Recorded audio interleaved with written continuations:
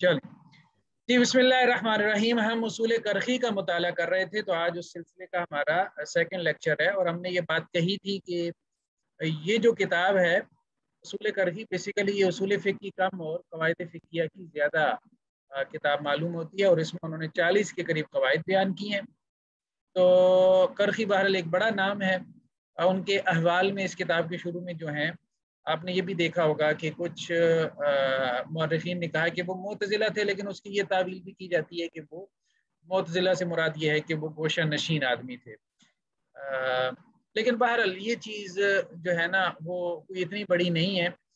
شروع میں یہی معاملہ رہا ہے کہ عقیدے کی ڈومین جو ہے وہ فقہ سے علیحدہ رہی ہے۔ تو جیسے معروف جو معتزلی امام ہے امام زمخشری، تو وہ فقہی اعتبار سے حنفی تھے، تو یہ بہرحال چلتا رہا ہے۔ اس لیے اناف میں بھی کچھ ماتریدی رہے، بلکہ اکثر ماتریدی ہیں، کچھ اشعری بھی ہیں، جیسے المجدد الفسانی رحمہ اللہ وہ اشعری ہیں۔ تو یہ معاملہ چلتا رہتا ہے، کچھ سلفی بھی ہیں اناف میں سے۔ تو یہ فقہ اور اس کا معاملہ جو ہے وہ علیحدہ علیحدہ چلتا رہا۔ خیر بہرحال ہم یہ کہہ سکتے ہیں کہ امام جساس کی جو کتاب ہے وہ ایک باقاعدہ کتاب ہے اصول فقہ پر۔ اچھا، لاسٹ ٹائم ایک سوال آیا تھا، شاید وقاص صاحب نے کیا تھا، وہ جو ہے امام ابو حنیفہ رحمہ اللہ علیہ کے حوالے سے، کہ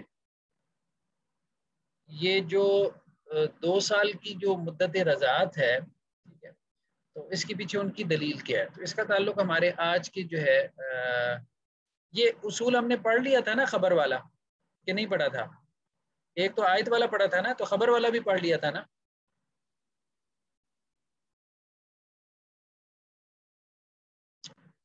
ہیلو، آواز نہیں آ رہی؟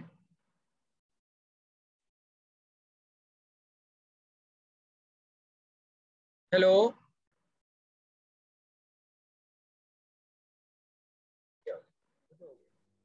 سر آپ کی آواز کلیئر ہے؟ ہم نے یہ والا نہیں پڑھا تھا، اس سے پیچھے والا پڑھا تھا، صرف آیت والا پڑھا تھا نا ہم نے، بس جی میں سر۔ یہی بات پوچھنا چاہ رہا تھا۔ تو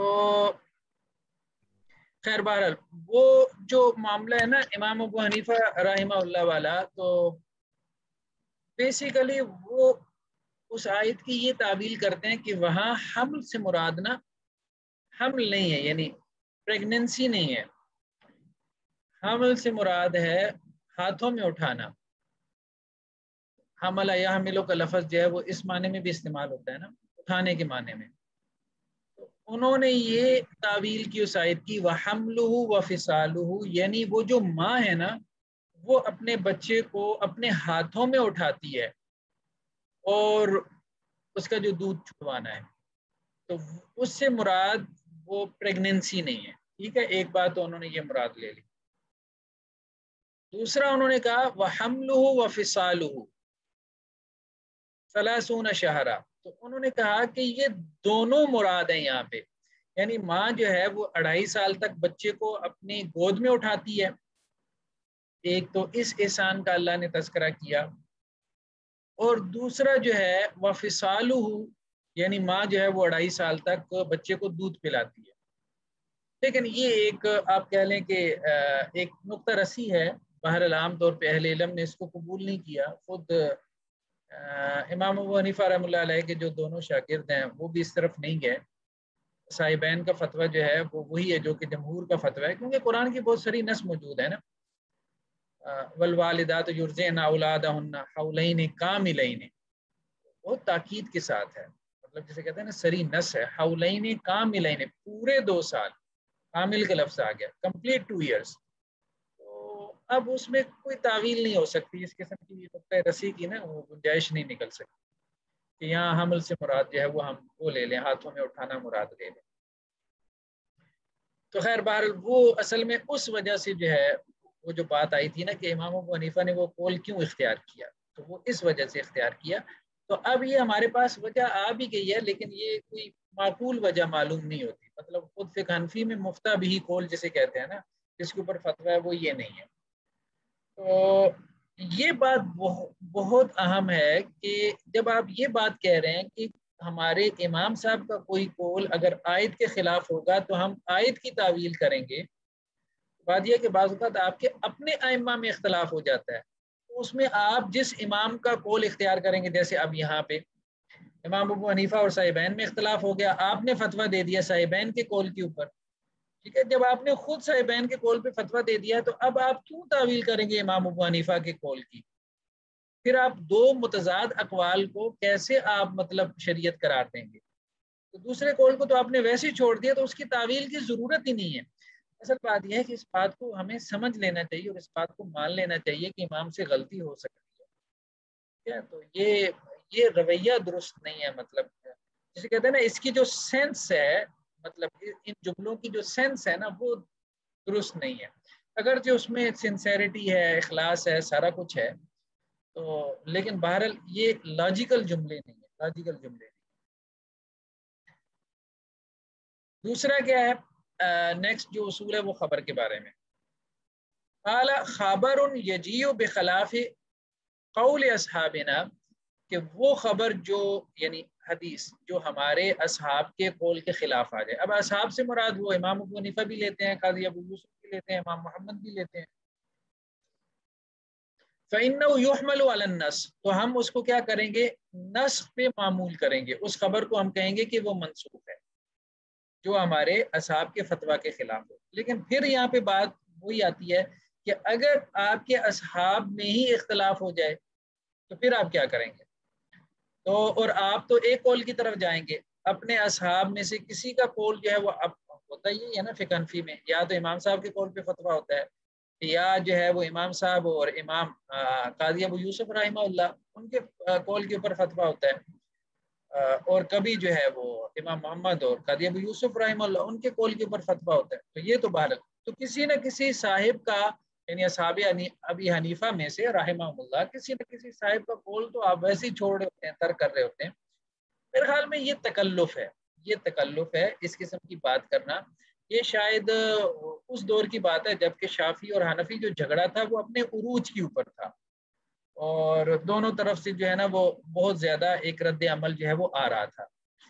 تو خیر اس میں مطلب دونوں طرف سے ہم دیکھتے ہیں، امام محمد نے بھی جب کتاب لکھی، خیر انہوں نے تو امام شافعی رحمہ اللہ علیہ پہ نہیں، لیکن انہوں نے جو ہے وہ امام مالک کے اوپر جس طرح سے رد کیا ہے، ٹھیک ہے، تو چلتا تھا، امام شافعی نے اگر ان کا رد کر دیا تھا تو امام محمد نے ان کا رد کر دیا تھا، تو خیر بہرحال یہ چل رہا تھا۔ لیکن بعد میں آتے آتے یہ چیز جو ہے نا بہت زیادہ بڑھ گئی، جب بہت زیادہ بڑھ گئی تو پھر ایسی چیزیں جو ہے وہ پروڈیوس ہونا شروع ہو گئیں جن میں آپ یوں کہہ سکتے ہیں کہ مبالغہ تھا۔ کسی درجے اس کی اچھی تعویل کی جا سکتی ہے، ان سب چیزوں کی اچھی تعویل ہو سکتی ہے، لیکن اگر تو تعویل کرنا مقصود ہے تو اس میں تو کوئی حرج نہیں ہے، ٹھیک ہے، لیکن اگر ان کو بطور اصول جو ہے وہ اختیار کر لیا جائے گا تو پھر بہرحال مسائل پیدا ہوتے ہیں، یعنی علمی سطح۔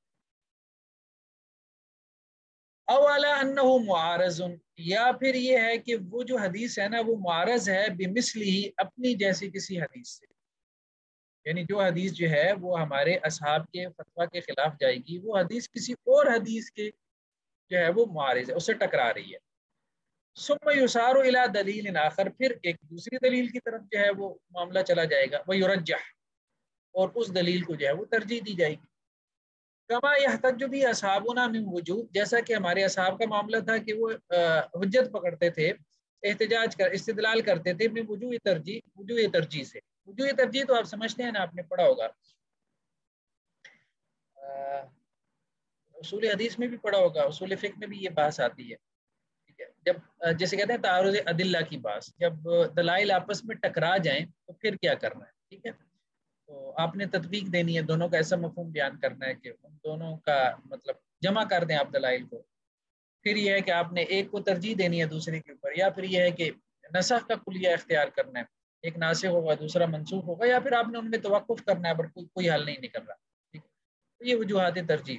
تو وہ کہتے ہیں ہمارے اصحاب بھی جب دلائل آپس میں ٹکراتے تھے تو ترجیح دیتے تھے، تو یہی معاملہ ہمارا بھی ہے کہ جب قرآن اور ہمارے اصحاب کا فتویٰ جو ہے وہ ٹکرا جائے گا تو ہم اس میں جو ہے وہ کوئی، دیکھیں ایک بات یہ ہے کہ اللہ کی بات یا اللہ کے رسول صلی اللہ علیہ وسلم کی بات اس میں ٹکراؤ ہو جائے، وہ دونوں دلائل تو برابر کے دلائل ہیں نا، وہ برابر کے دلائل ہیں، وہاں بات سمجھ میں آتی ہے کہ اللہ اور اس کا رسول ایک دوسرے کی مخالفت نہیں کر سکتے، ممکن نہیں ہے، پاسبل نہیں ہے نا، وہ ہمارے ایمان کا حصہ ہے، تو اس لیے وہاں ہم کیا کرتے ہیں، وہاں ہم کوشش کرتے ہیں کہ بات جو ہے وہ جمع کریں، تو کیونکہ ہمارا عقیدہ یہی ہے، کیونکہ اللہ کے رسول بھی اللہ کے بہاف بھی بات کر رہے ہیں نا، تو قرآن حدیث آپس میں ٹکرا نہیں سکتا، یا اللہ کے رسول کی باتیں آپس میں نہیں ٹکرا سکتی، یا قرآن کی بات قرآن سے نہیں ٹکرا سکتی، یہ چیزیں تو ہمارے عقائد کا حصہ ہیں۔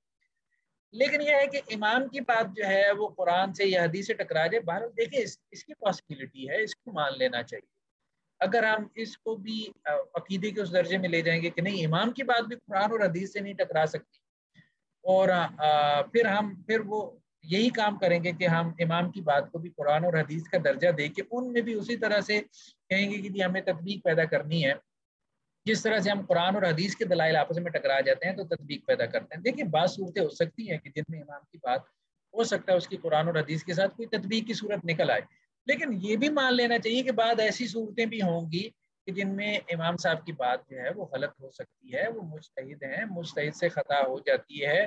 ہمیں مجتہد کے قول کو قرآن اور حدیث کو مجتہد کے قول کے مطابق بنانے کے لیے اس قسم کا تکلف نہیں کرنا، جیسا ہم قرآن اور حدیث کا آپس میں اختلاف ہو جاتا ہے تو ہمیں بعض اوقات کچھ تکلف بھی کرنا پڑ جاتا ہے، کچھ مشقت بھی کرنی پڑ جاتی ہے ان میں تطبیق پیدا کرنے کے لیے۔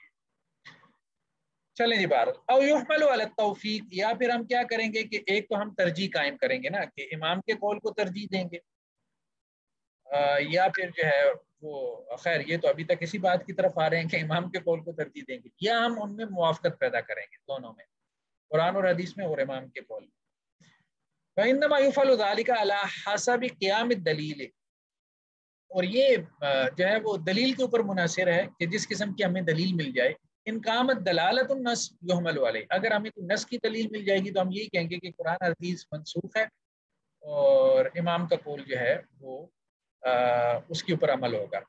بین قامت دلالت علی غیری، اور اگر ہمیں کوئی اور جو ہے وہ دلیل مل جاتی ہے کہ قرآن اور حدیث کا مفہوم جو ہے وہ اس وجہ سے مرجو ہے، اس دلیل کی وجہ سے مرجو ہے، تو ہم کیا کریں گے، ہم اس کی طرف چلے جائیں گے، اس کے مرجو ہونے کی طرف چلے جائیں گے، قرآن حدیث کے مفہوم کے یا اس کی دلیل کے، اور ہم کہیں گے کہ جی امام کا فتویٰ جو ہے وہ راجح ہے، اس پہ عمل ہوگا۔ یا پھر جو ہے وہ انہوں نے ذکر کیا اوپر موافقت کا کہ دونوں میں امام کے فتوے میں اور قرآن اور حدیث میں ہم موافقت پیدا کر لیں گے، یعنی قرآن اور حدیث کی ہم ایسی کوئی تعویل کر لیں گے کہ امام کا فتویٰ اور اس میں کوئی ڈفرنس باقی نہ رہ جائے۔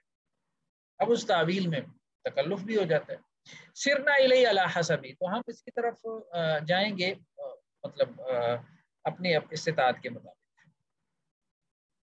اقول ان شافعی رحمہ اللہ یقول بجواز اداء سنت الفجر بعد اداء الفرض، تو اب یہ شارح کہتے ہیں، اوپر تو امام کرخی کا تھا نا، اب یہ نیچے امام نصفی کی شرح ہے۔ کہتے ہیں امام شافعی کا قول یہ ہے کہ فجر کی جو 2 سنتیں ہیں وہ آپ فرض کے بعد ادا کر سکتے ہیں۔ آپ کی فجر کی 2 سنتیں رہ گئی ہیں نا، تو فجر فرض آپ نے پڑھ لی ہیں تو فرض کے بعد آپ 2 سنتیں ادا کر لیں قبل طلوع الشمس، طلوع شمس سے پہلے۔ لما روی عن انس رضی اللہ عنہ، کیونکہ حضرت انس سے یہ بات مروی ہے، انه قال، انہوں نے کہا رآنی رسول اللہ صلی اللہ علیہ وسلم اصلی رکعتین بعد الفجر، کہ اللہ کے وسلم نے مجھے دیکھا کہ میں فجر کے بعد 2 رکعتیں پڑھ رہا تھا۔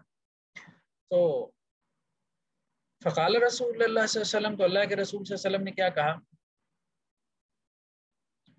ما ہوا کہ بھائی یہ کیا معاملہ ہے، فقلت، تو میں نے کہا رکعتا الفجر، یہ فجر کی 2 سنتیں ہیں، کن تو لم ارقاہما، میں یہ نہیں پڑھ سکا تھا نا، فسکتا، تو اللہ کے رسول جو ہے وہ خاموش ہو گئے، بس سکوت دلیل التقریر، اور اللہ کے وسلم کی جو خاموشی ہے وہ تقریر ہے، آپ صلی اللہ علیہ وسلم کی سنت تقریری ہے اور یہ دلیل ہے۔ قلنا ھذا منسوخ، تو اب یہ کہہ رہے ہیں کہ ہم یہ کہتے ہیں کہ یہ حدیث کیا ہے، یہ منسوخ ہے۔ کس سے منسوخ ہے؟ لما روی عن النبی صلی اللہ علیہ وسلم، کہ اللہ کے نبی صلی اللہ علیہ وسلم سے مروی ہے، لا صلاۃ بعد الفجر، کہ فجر کے بعد جو ہے وہ کوئی نماز نہیں، حتی تطلع الشمس، یہاں تک کہ سورج طلوع ہو۔ دیکھیں اب 2 چیزیں ہیں، ایک یہ ہے کہ اب وہ منسوخ جو ہے نا وہ امام کے قول سے نہیں کر رہے، یہ ایک پازیٹیو چیز ہے، ٹھیک ہے۔ اس لیے ہم یہ کہہ رہے تھے کہ اس تعبیر کی طرف نہیں جانا چاہیے کہ وہ اصل میں اپنے امام کے قول سے کہہ رہے ہیں کہ قرآن حدیث منسوخ ہو جاتی ہے، اگر وہ ایسا کہیں گے تو دار اسلام سے نکل جائیں گے، ایسا تو پاسبل نہیں ہے کہ وہ یہ بات کہیں، اس لیے اس الزام سے تو ان کو بری کرنا چاہیے کہ وہ یہ نہیں کہتے۔ لیکن اب انہوں نے ایک بات مطلب طے کر لیا نا کہ چونکہ ہمارے امام کے قول کے خلاف یہ حدیث آ گئی ہے تو اس لیے یہ منسوخ ہوگی اور اس کی نسخ کی دلیل کوئی اور حدیث ہوگی. اب بھلے کوئی اور حدیث جو ہے وہ ناسخ بنتی ہے کہ نہیں, اصل بات یہ ہے نا کہ یہ جو دوسری حدیث ہے ہمیں کیسے معلوم ہوگا, یہ بات کیسے طے ہوگی کہ اس حدیث نے اس کو منسوخ کر دیا, کیسے معلوم ہوگا؟ دیکھیں نا, نسخ کا علم تو یا تو خود قرآن سے ہوتا ہے یا پھر خود حدیث سے ہوتا ہے. جیسے اللہ کے رسول نے کہا کہ بھائی میں نے تمہیں قبروں کی زیارت سے منع کیا تھا, اب اس کی زیارت کر لیا کرو, ٹھیک ہے. یا پھر صحابی کے قول سے ہوتا ہے, جیسا کہ حضرت جو ہے وہ عبداللہ بن جابر کہتے ہیں کہ اللہ کے رسول صلی اللہ علیہ وسلم کہ آپ کا معاملہ یہ تھا آپ صلی اللہ علیہ وسلم کا کہ آخری امر آپ صلی اللہ علیہ وسلم کا یہ تھا, یا آخری عمل آپ صلی اللہ علیہ وسلم کا یہ تھا کہ آگ پہ پکی ہوئی چیز جو ہے وہ کھانے سے وضو نہیں ٹوٹتا, آپ نے وضو نہیں کیا. بعض اوقات آپ وضو کر لیتے تھے, بعض اوقات نہیں کرتے تھے. اب صحابی نے تعین کر دیا کہ آخری عمل یہ تھا. تو یہاں پہ اب یہ ہے کہ ہمارے پاس کوئی دلیل نہیں ہے نا, دلیل نہیں ہے کہ آپ اس روایت کو کہہ رہے ہیں منسوخ ہے اور آپ اس کو ناسخ کہہ رہے ہیں. کوئی بندہ یہ کہہ سکتا ہے کہ جس کو آپ ناسخ کہہ رہے ہیں وہ منسوخ ہے, لا صلاۃ بعد الفجر حتی تطلع الشمس, یہ منسوخ ہے. اور اس کی ناسخ کون سی ہے؟ وہ والی روایت کی جس میں اللہ کے رسول صلی اللہ علیہ وسلم نے خاموشی اختیار کی.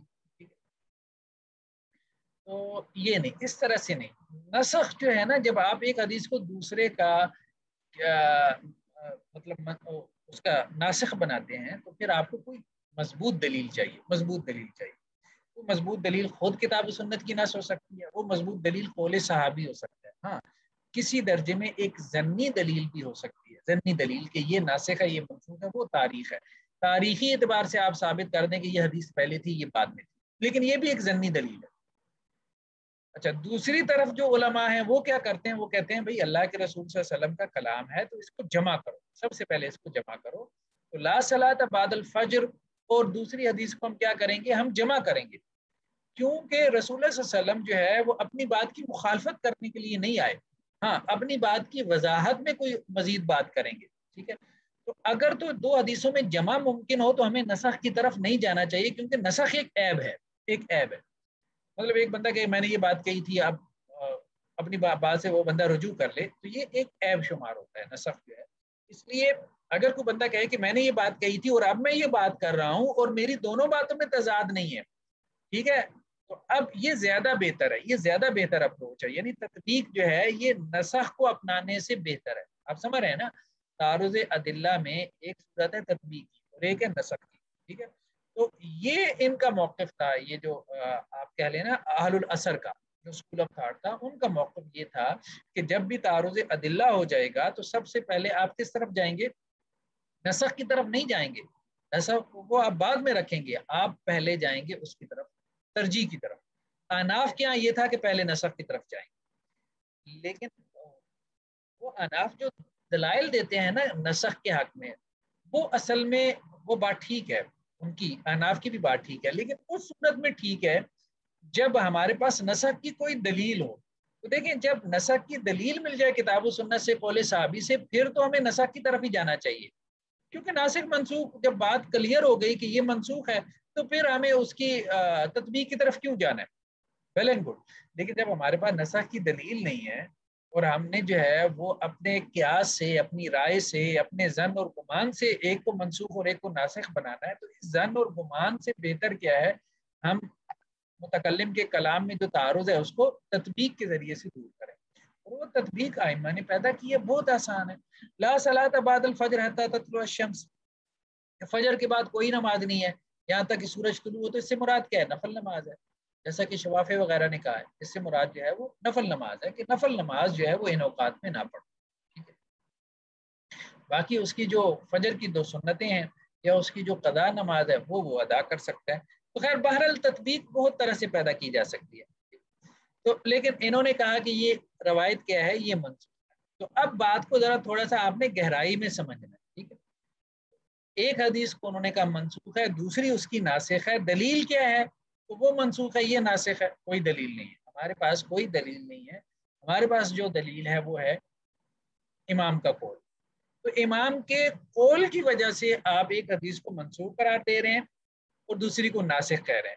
یعنی ایک حدیث بنا تو آپ ایک حدیث کو ہی رہے ہیں نا، ایک حدیث کو دوسری کا ناسخ بنا رہے ہیں، لیکن امام کے قول کی وجہ سے آپ یہ کام کر رہے ہیں، تو اس اعتبار اس اینگل سے دیکھیں تو یہ بات درست نہیں ہے، یہ بات درست نہیں ہے کہ آپ کے پاس امام کا ایک قول آ گیا تو آپ نے اس وجہ سے آپ ایک کو منسوخ دوسرے کو ناسخ قرار دے دیا۔ اگر امام کا قول نہ ہوتا تو آپ اس طرف نہ جاتے، ٹھیک ہے، ہو سکتا ہے آپ تطبیق کی طرف چلے جاتے۔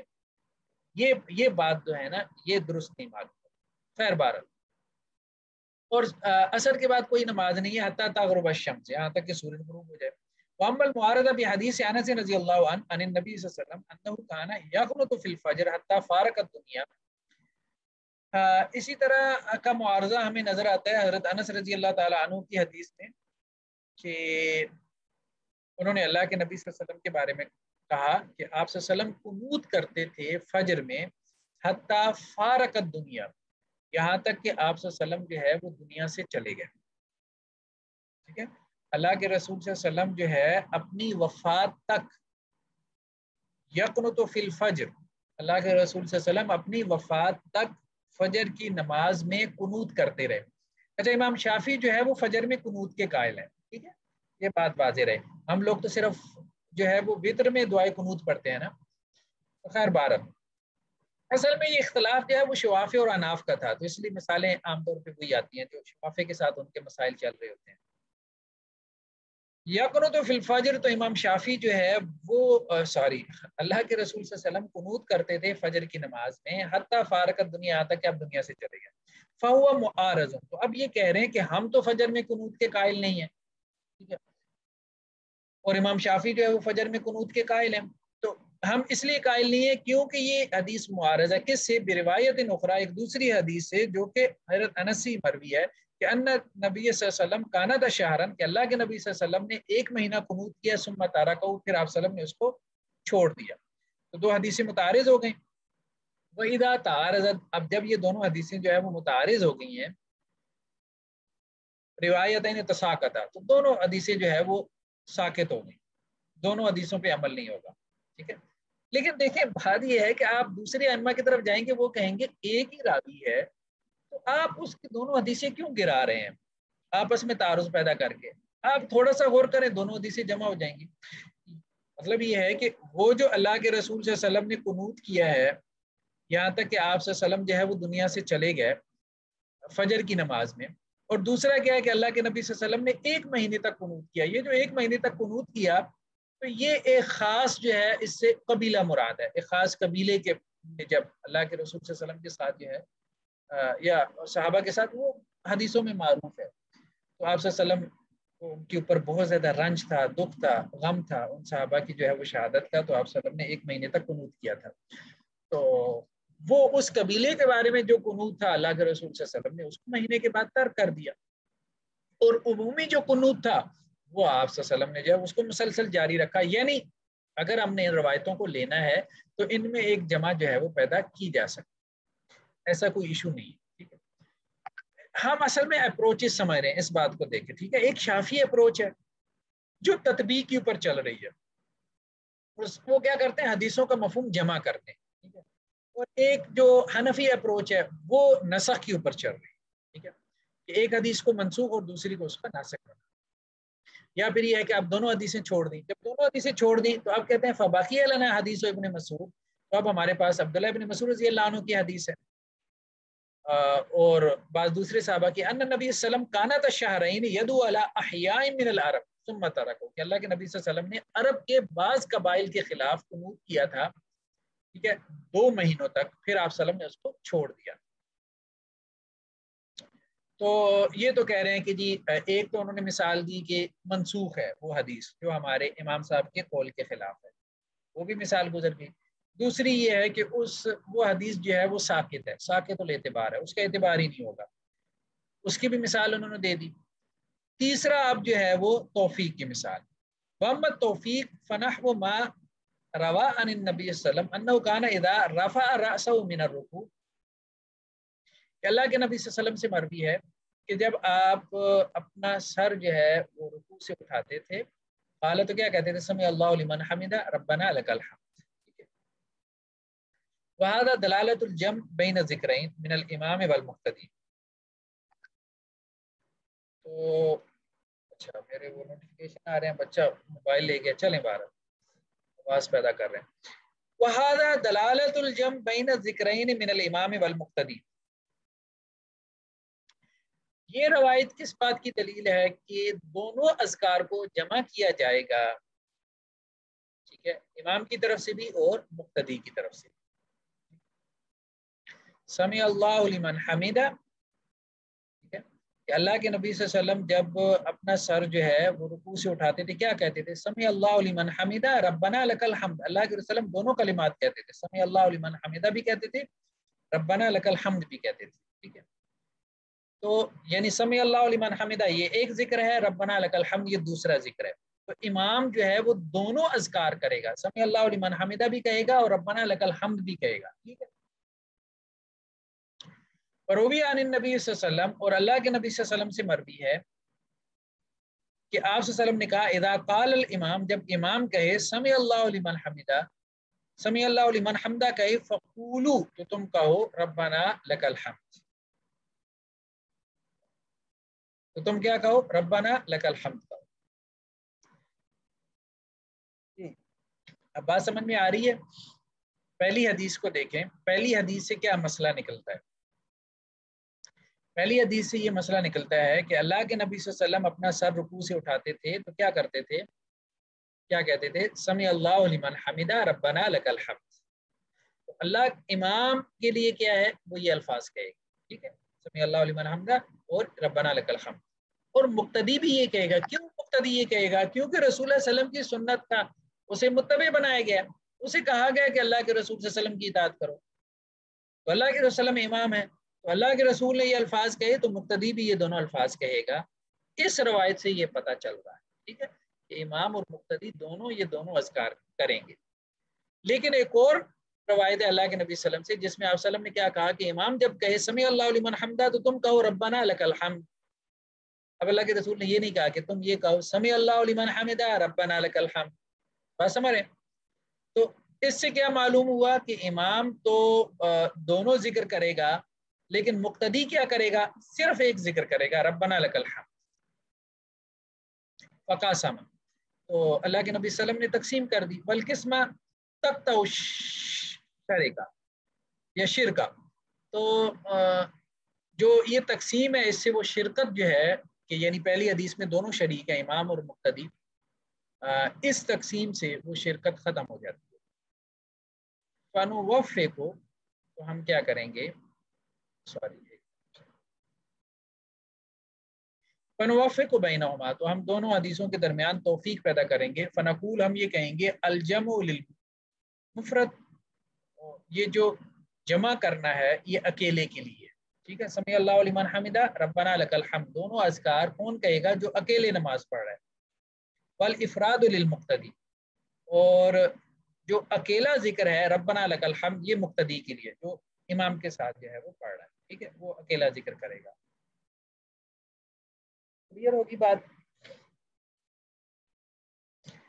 اچھا درمیان میں ایک حاشیہ رہ گیا تھا، وہ اچھا حاشیہ تھا جو صاحب کتاب نے جو ہے وہ ایک اس نے ظن رکھتے ہوئے ایک اچھی شرح اور وضاحت کی تھی کہ بہت زیادہ جو ہے وہ ان اصولوں کو پڑھتے ہوئے ائمہ کے بارے میں نیگیٹو نہیں ہو جانا. اچھا وہ جب اس اصول کا انہوں نے بیان کیا نا اوپر کیا نام ہے اپنا یہ حدیث کا جو اصول ہے، ٹھیک ہے، اس کی شرح ایک تو امام نصفی نے کی اور دوسرا وہ یہ کہہ رہے ہیں ومعنی هذا الاصل ان المتتبع لفقہ ابی حنیفہ، جو امام ابو حنیفہ کی فقہ کی اتباع کرنے والا ہے، قد یجد بعض الاجتہاد علی خلاف الآیہ، تو بعض اوقات اسے لگتا ہے کہ امام ابو حنیفہ کے جو اجتہادات ہیں وہ کسی آیت کے خلاف ہیں، اب الحدیث یا کسی حدیث کے خلاف ہیں. فلا یونا انہم خالف الکتاب والسنہ، تو اس سے مراد یہ نہیں ہے کہ ہمارے ائمہ جو ہے وہ کتاب و سنت کے مخالف چلے گئے. او جعلوا اقوال المجتہدین اعلی حجت منہما، یا ہمارے جو بعد میں آنے والے تھے انہوں نے کیا کیا؟ اپنے مجتہدین ائمہ کے اقوال کو کتاب و سنت سے بھی بڑی دلیل بنا لیا. بل ان هذا الاصل یبین، بلکہ یہ جو اصل ہے نا، یہ جو اصول ہے جو اوپر بیان ہوا ہے، امام کرخی نے بیان کیا، یہ واضح کر رہا ہے ان المجتہدین قد وجدوا دلیلا، کہ ہمارے مجتہدین کے سامنے کوئی دلیل آ گئی تھی جو بین نسخ النص، جو یہ واضح کر رہی تھی کہ یہ نص کیا ہے، منسوخ ہے. لیکن ہم نے کہا تھا نا وہ جو دلیل آئی تھی وہ امام نصفی نے واضح کر دیا کہ یہ حدیث ہے منسوخ ہے، یہ اس کی ناسخ ہے. لیکن پھر سوال یہ پیدا ہوا نا کہ یہ ناسخ کیسے ہے، اس کی کیا دلیل ہے کہ اس حدیث نے اس کو منسوخ کر دیا.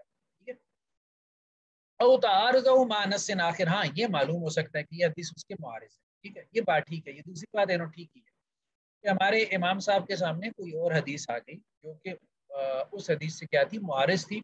امام صاحب نے تو وہ سامنے نہیں رکھی، مطلب ان کی بات تو ہمارے سامنے نہیں ہے. چلے باہر والوں نے، بعد میں آنے والوں نے تتبع کر کے وہ حدیث نکال لی کہ یہ حدیث امام صاحب کے سامنے ہوگی. ٹھیک ہے، آپ کہہ لیں مما یوجب ترجیحا او فہما معینا مما یوجب تعویلا، تو وہ کیا ہے، اس دوسری معارض حدیث کی وجہ سے کیا ہے آپ ترجیح دیں گے، یا پھر آپ اس کا کوئی ایسا مفہوم بیان کریں گے کہ جس میں آپ لازمی طور پہ تعویل کریں گے. ولیس کما یفهم من الظاہر ان السنۃ ترد بقول مجتہد حنفیہ، ہاں اس اصول کا جو ظاہری مفہوم ہے ہم وہ مراد نہیں لیں گے. ٹھیک ہے، ایک اس اصول کا ظاہری مفہوم ہے، دیکھیں وہ نکلتا ہے، جن لوگوں نے نکالا ہے نا وہ نکلتا ہے. ہم یہ کہیں گے کہ چلیں بہرحال یہ بھی نہیں تھا کہ وہ نکلتا نہیں تھا. ظاہر بات ہے ہر کسی کی عبارت پہ تو اعتراض نہیں نہ ہوتا، ایسا تو نہیں ہوا معترضین نے ہر عبارت کے اوپر اعتراض کیا، تو اعتراض کی کوئی گنجائش ہوتی ہے تو وہ نکلتا ہے. تو ہم نے بھی وہی بات کی تھی کہ عبارت جو ہے وہ محتاط نہیں ہے، لیکن بہرحال حسن ظن رکھنا چاہیے. ہم نے یہ کہا حسن ظن رکھنا چاہیے، اس قسم کا اعتراض نہیں کرنا چاہیے. ٹھیک ہے، جو ظاہر عبارت سے نکل رہا ہے، اور ظاہر عبارت سے کیا اعتراض نکل رہا ہے، ان سنت ترد بقول مجتہد الحنفیہ، کہ سنت جو ہے وہ حنفی مجتہدین کے قول سے ٹکرا جائے تو سنت مردود ہو جائے گی، حنفی مجتہدین کا قول جو ہے وہ ایکسیپٹ کر لیا جائے گا. کہہ رہے ہیں یہ جو ظاہر سے مفہوم نکلا ہے اس کی طرف نہیں جانا چاہیے. یہ بات ٹھیک ہے، اس نے ظن رکھنا چاہیے، ایسی بات نہیں ہے. لیکن بہرحال پھر بھی اس اصول کے اوپر کچھ کوشچن جو ہے وہ کھڑے ہوتے ہیں، اور ہم نے کہا تھا اس کی عبارت جو ہے وہ محتاط نہیں.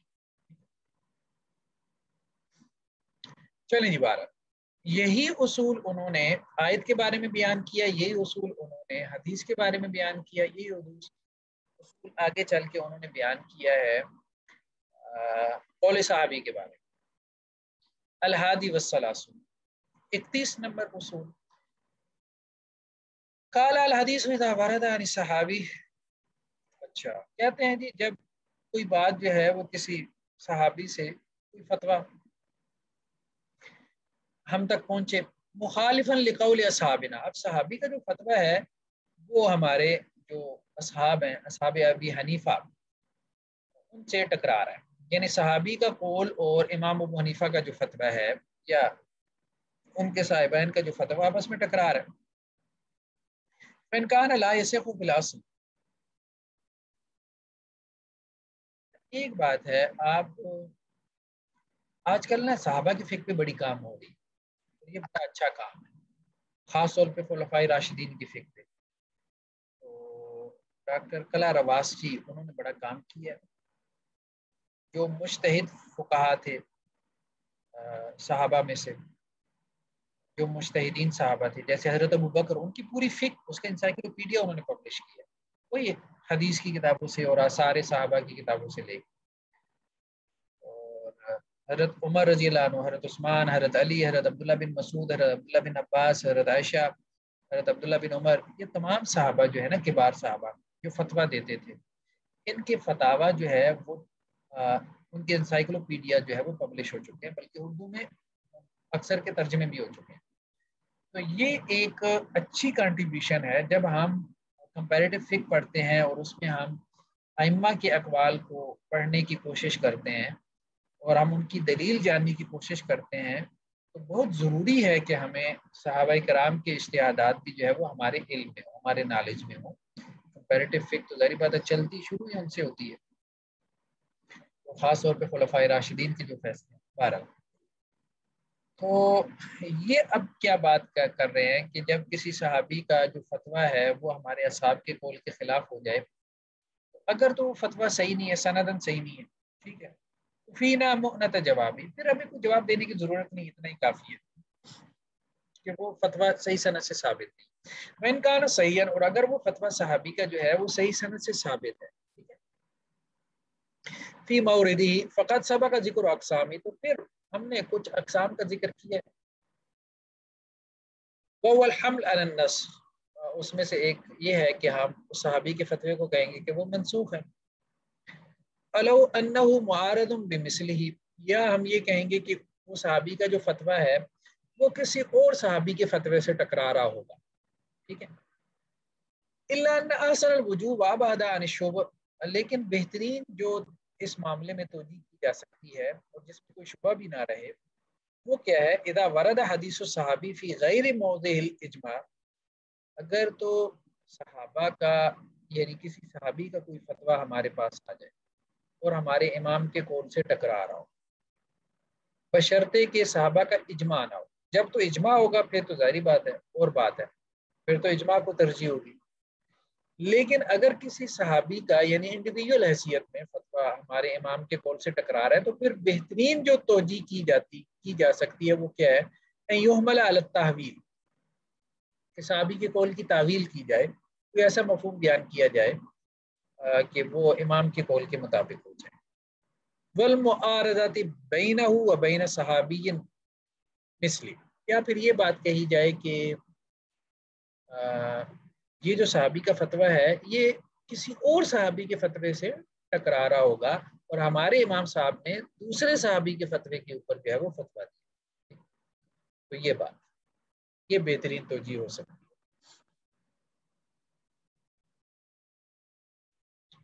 है। अच्छा जी, नीचे ये जो मुहक्किक हैं इस मखतूते के, वो ये क्या कहते हैं, हाज़ल असल कल्लज़ी सबक़हु मिन हैथुल मुआरज़ा लिक़ौलिल हनफिय्या। ये उसूल भी जैसा कि पहले दो उसूलों का तज़किरा गुजरा है कि जब कोई कौल जो है वो हनफिया के उसके कौल के मुआरिज़ हो जाए। व कमा असलफ़त, जैसा कि बात गुजर चुकी है, ला युअना अल हनफिया रद्द कौल सहाबी फीमा लैसा मजालुर राय। इस उसूल का ये माना नहीं है कि हनफिया सहाबी के उस कौल को रद्द कर देते हैं कि जिसमें राय की गुंजाइश नहीं है। ये एक अहम बात है। सहाबी के कौल में बाज़ औक़ात राय की गुंजाइश होती है, यानी इज्तिहाद होता है सहाबी का। सहाबी का इज्तिहाद हो तो उसमें तो हनफिया जो है उस सहाबी के इज्तिहाद को रद्द कर देते हैं, लेकिन सहाबी के बाज़ फतावा ऐसे होते हैं कि जिसमें राय की गुंजाइश नहीं होती, वो फिर जो है ना वो हनफिया उसको रद्द नहीं करते, क्योंकि वो बाज़ औक़ात मरफू जो है वो हुक्मी में शामिल हो जाता है। मरफू हुक्मी तो पता है ना, आपने उसूल हदीस में पढ़ी है, जो हुक्मन मरफू हदीस हो, यानी सहाबी का ऐसा कौल जिसमें राय की गुंजाइश नहीं हो, तो गालिब इम्कान ये होता है कि उसने अल्लाह के वसल्लम से वो बात सुनी होगी, ये उस कौल की बात होगी, इन्होंने इसकी वजाहत। अम्मा मा मजाल राय, हाँ सहाबी का वो कौल कि जो राय और इज्तिहाद से है, फहुवा महल्लु खिलाफ बैनल उलमा, तो उसमें तो उलमा में इख्तिलाफ है। कुछ उलमा उसकी भी पाबंदी के कायल हैं, सहाबा के इज्तिहादात की भी, और बाज़ कायल नहीं है। इसी दलील पे कायल हैं, जब सहाबा ने एक दूसरे के इज्तिहादात की पाबंदी नहीं की तो हमारे लिए भी उसकी पाबंदी जरूरी नहीं। वरद्दु लैसा बित्तशाही, और जो सहाबी के इस कौल का रद्द करना है जो इज्तिहादी कौल है, तो ये शहावत नहीं है, वल हवा, ख्वाहिश नफ्स की पैरवी नहीं है। वइन्नमा वफ़क़ल क़वाइद वल उसूल अल्लती रसमुहा लिफ़ाम नसूस अश-शरिया, ये वो कवायद और उसूल के मुताबिक है कि जिनको नसूस शरिया के फाहम के लिए जो है वो मुरतब किया गया। खैर बात जी, अकूलो माना कौली ला यसिख, मैं ये कहता हूँ कि ये जो कह रहे हैं कि ला यसिख, कि सहाबी का वो कौल सही ना हो, इसका क्या मतलब है, फिल अस्ल ऐ ला यकून मुस्नदन, मतलब ये कि उसकी सनद ना हो, औ ला यकून रिवायत उदूल, यानी उसकी सनद सही नहीं है या फिर जो उसके रावी हैं वो आदिल नहीं है, फादा गैर साबित, तो वो सहाबी का कौल फतवा साबित नहीं है। फलैसा लिअहदिन अन यतमस्सक बिही, اے الحدیث الذی لم یصح، تو کسی کے لیے بھی درست نہیں ہے کہ وہ صحابی کے ایسے فتوے پہ عمل کرے جو سند سے ثابت ہی نہیں۔ فلا یفتقر الی التقصی، تو اب بس ہمیں مزید اس میں جو ہے نا وہ باس مباحثے میں پڑھنے کی ضرورت نہیں ہے کہ اگر صحابی کا قول سندن ثابت نہیں ہے تو پھر اس کو آپ ترک کر سکتے ہیں، چھوڑ سکتے ہیں۔ فاما اذا اسند حدیث عدول فقد ثبت واحتیج الی التقصی، جب وہ جو صحابی کا قول ہے وہ عادل راویوں سے ثابت، تو پھر ضرورت ہے کہ آپ اس کی جانچ پڑتال کریں اس کی۔ فَيُعَارَضُ بِقَوْلِ صَحَابِيٍّ آخَرَ، پھر اس صورت میں یہ ہو سکتا ہے کہ وہ کسی دوسرے صحابی کے قول سے کیا ہو، معارض ہو، ٹکرا رہا ہو، کسی دوسرے صحابی کے فتوے سے ٹکرا رہا ہو۔ وَهُوَ كَاخْتِلَافِ الصَّحَابَةِ فِي الْجَدِّ وَالْإِخْوَةِ، جیسا کہ صحابہ کا اختلاف ہو گیا دادا میں اور بھائیوں میں۔ میت ہے، میت کے ورثاء میں دادا ہے اور بھائی ہے، سمجھ رہے ہیں بات؟ دادا اور بھائی دونوں عصبہ ہوتے ہیں، ٹھیک ہے، اور عصبہ جو ہے وہ بچا کچا مال لے جاتا ہے، ٹھیک ہے، ذوی الفروض کو دینے کے بعد عصبات جو ہے وہ بچا کچا مال لے جاتے ہیں۔ تو میت کا دادا ہے اور اخوہ اور اس کے بھائی ہیں۔ وفی حد میں زوج،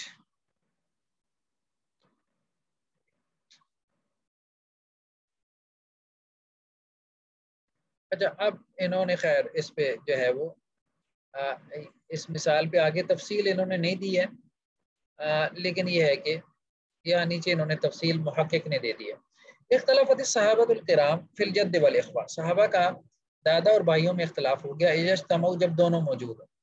وسبب خلافہم ہوا انہ لم یرد دلیل صریح من الکتاب والسنہ فی میراثہما، اور اختلاف کا سبب یہ ہے کہ کتاب و سنت میں کوئی صریح دلیل ہمیں نہیں مل رہی کہ ان دونوں کی وراثت جو ہے، یعنی یہ اکیلے اکیلے ہوں تو کیا وراثت پائیں گے، وہ تو ایک علیحدہ بات ہے نا، جب یہ دونوں جمع ہو جائیں تو پھر کیا ہوگا، اس کی دلیل ہمارے پاس نہیں۔ ان اجتماع ہے یعنی جب دونوں جمع ہو۔ وهذه المسألة هي مما عرضت على الصحابة الكرام، سوری کرام، اور یہ مسئلہ جو ہے وہ صحابہ کرام کے اوپر پیش ہوا بعد وفات النبی صلی اللہ علیہ وسلم، اللہ کے نبی صلی اللہ علیہ وسلم کی وفات کے بعد۔ ولم یعلم له فیہا قضا، اور اس میں اللہ کے رسول صلی اللہ علیہ وسلم سے ہمیں کوئی فیصلہ جو ہے وہ نہیں ملا، یعنی صحابہ کو۔ فاختلفت الصحابۃ فیہا علی مذہبین، تو صحابہ کے دو موقف ہو گئے۔ الاول، پہلا کیا ہے، حاجب الاخوہ بالجد، کہ بھائی جو ہے وہ محروم ہوں گے، جب بھائی جو ہے دادا کے ساتھ جمع ہو جائیں تو پھر وارث دادا ہوگا، بھائیوں کو کچھ نہیں ملے گا۔ اب بات سمجھ رہے ہیں؟ عصبہ میں کیا ہے، عصبہ میں آپ ترتیب بناتے ہیں نا، عصبہ میں وراثت آپ نے پڑھی ہے، پتہ نہیں پڑھی ہے کہ نہیں پڑھی، بہرحال تو عصبہ میں یہ ہوتا ہے کہ آپ ترتیب بناتے ہیں، سب سے پہلے جو ہے وہ بیٹا ہے، پھر آپ نیچے تک چلے جاتے ہیں، اور بیٹا نہ ہو تو پھر باپ ہے، پھر باپ ہے، پھر آپ اوپر تک چلے جاتے ہیں، باپ نہ ہو تو پھر بھائی ہے، یعنی تیسرے نمبر پہ بھائی آتا ہے۔ یہ ترتیب عام طور پہ وہ کہا جائے وہ بناتے ہیں۔ تو دادا جو ہے چونکہ باپ کا باپ ہے وہ مقدم ہے بھائیوں پہ، تو اس لیے سارا حصہ وہ لے جائے گا، بھائی معروم ہو جائیں گے۔ یہ قول کس کا ہے؟ وَإِلَيْهِ ذَهَبَ أَبُو بَكْرَ الصِّدِّيقُ وَعَائِشَةُ وَابْنُ عَبَّاسٍ وَابْنُ الزُّبَيْرِ وَأُبَيُّ بْنُ كَعْبٍ وَأَبُو مُوسَىٰ الْأَشْعَرِيُّ وعمر رضی اللہ عنہ، ابو بکر صدیق، حضرت عائشہ، عبداللہ بن عباس، عبداللہ بن زبیر، ابی بن کعب، ابو موسیٰ اشعری، اب ظاہری بات ہے حضرت عمر نہیں، عمران ہے، بلکہ عمران بن حسین، ٹھیک ہے، اور حضرت ابو دردہ اور معاذ بن جبل، عمار بن یاسر، ابو طفیل، جابر بن عبداللہ، وتابعہم من الائمہ اربعہ، اور ائمہ اربعہ میں سے امام ابو حنیفہ کا قول بھی یہی ہے، اور بعض شوافع کا قول بھی یہی ہے۔ وہی روایت ان احمد، اور امام احمد سے بھی ایک روایت یہی ہے۔ وہ بھی قال داؤد الظاہری واختاروا ابن تیمیہ و ابن قیم، ابن تیمیہ اور ابن قیم کا بھی یہی مسلک ہے، ٹھیک ہے، ایک قول تو صحابہ میں سے ہی ہے۔ دوسرا قول کیا ہے، مشارکت الاخوہ للجد، کہ بھائی اور دادا جو ہیں یہ وراثت میں شریک ہوں گے۔ وَإِلَيْهِ ذَهَبَ عمر بن الخطاب، اب یہ بھی جلیل القدر صحابہ سے ہے، صحابہ میں سے حضرت عمر کا یہ قول ہے، عثمان بن عفان رضی اللہ عنہ، علی بن ابی طالب، حضرت علی بن ابی طالب، عبداللہ بن مسعود وزید بن ثابت وتابع من الائمہ اربعہ، اور ائمہ اربعہ میں سے امام مالک، امام شافعی و احمد فی المعتمد عندہ، اور امام احمد کی جو معتمد روایت ہے اس میں ان کا قول یہی ہے. وہ قول ابی یوسف و محمد، اور یہ قاضی ابو یوسف اور امام محمد کا قول ہے، صاحب ابی حنیفہ وغیرہ. تو جمہور کا قول گویا کہ یہی ہے. ٹھیک ہے کہ بھائی جو ہے وہ دادا کے ساتھ شریک ہوں گے، کیونکہ دادا کا وہ رشتہ نہیں ہے جو باپ کا ہوتا ہے. تو باپ کی موجودگی میں تو بھائی محروم ہوں گے، لیکن دادا کے ساتھ شریک ہوں گے. یہ جمہور کا قول. اب وہ کہہ رہے ہیں کہ اگر کوئی ہمیں دلیل دے گا قول صحابی کی کہ یہ تو حضرت عمر کا، حضرت عثمان کا، حضرت علی کا، حضرت عبداللہ بن مسعود کا قول ہے، تو ہم یہ کہیں گے کہ یہ قول جو ہے کسی دوسرے صحابی کے قول سے کیا ہے، معارض ہے. تو اگر یہ بات سامنے آ جائے تو کوئی حرج نہیں، کسی دوسرے صحابی کے قول سے معارض ہے، بات سامنے آ گئی، ٹھیک ہے، صحابہ میں اختلاف ہو گیا، کسی ایک قول کی طرف آپ جا سکتے ہیں، کوئی حرج والی بات نہیں ہے. لیکن بات پھر وہی ہے، اصولی طور پہ آپ یہ بات نہیں کر سکتے کہ صحابی کا قول جو ہے وہ ہمارے امام کے قول سے ٹکرا جائے تو ضرور ہی کوئی معارض قول کسی صحابی کا موجود ہوگا، ضروری موجود ہوگا. اگر موجود ہے تو آپ لے آئیں، جو ہے وہ پھر کتابوں میں لکھا ہوگا وہ آ جائے. صرف ہم فرضیے کی بنیاد پہ بات نہیں کریں گے، فرضیے کی بنیاد اصل بات. چلیے جی آج کے لیے اتنا کافی ہے. پھر سبحانک اللہم و بحمدک نشہد ان لا الہ الا انت نستغفرک. کوئی سوال ہے تو کر لیں، پھر نیکسٹ ٹائم ملتے ہیں انشاءاللہ.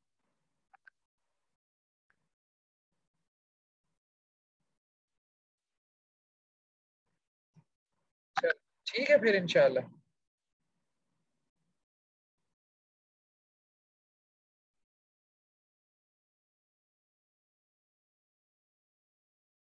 چلیں.